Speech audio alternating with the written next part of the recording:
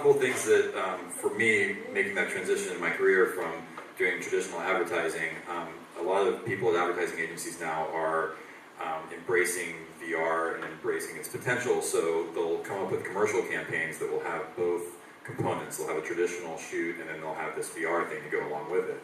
And that's where I've been able to grab a lot of those cool opportunities.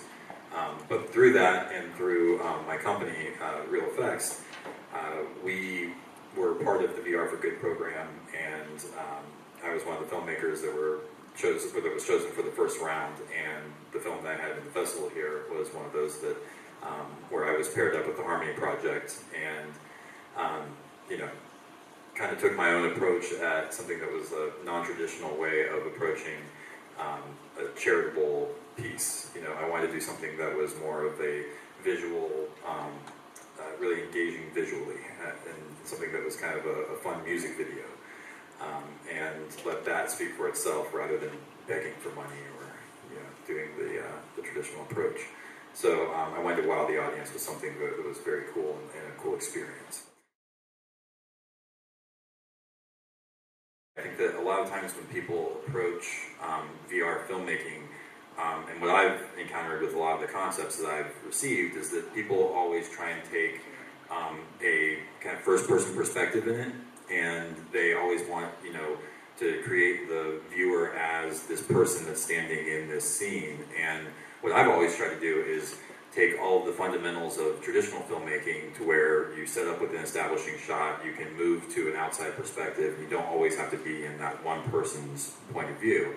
And I think that when you do that in VR, just because you're flying next to a car with a person driving, it's just, you know, it doesn't mean that you're not that person, it means that you're taking a different perspective, which is what we all do in filmmaking, where we have coverage and things like that. So I think that, you know, for me, especially with that project, there was a lot of mixing all of the fundamentals of traditional filmmaking with this new way of telling the story with VR.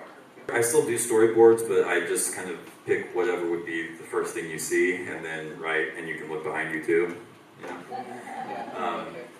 But yeah, I mean, there's a big learning curve when you're first starting to do this, to where you know, you want to put the camera, or at least for me, I wanted to put the camera right in the middle of the scene, so that people would always utilize looking behind them and everything. And then as I kind of progressed with this, I realized that it's better to be on the outside of the circle and look around you at the circle rather than having to turn all the way around and you know, annoy your audience by constantly making them look behind their backs. But yeah, so it's just kind of a learning curve there with that stuff.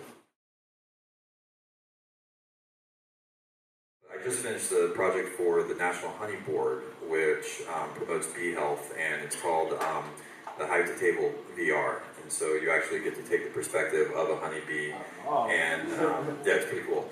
And we use that little camera there to actually shoot inside of a beehive. So you can, like, you feel like you're inside the hive and you see where the queen is and all that kind of stuff. So it was pretty cool. I got my whole hand covered in bees, and got a cool video for my Instagram.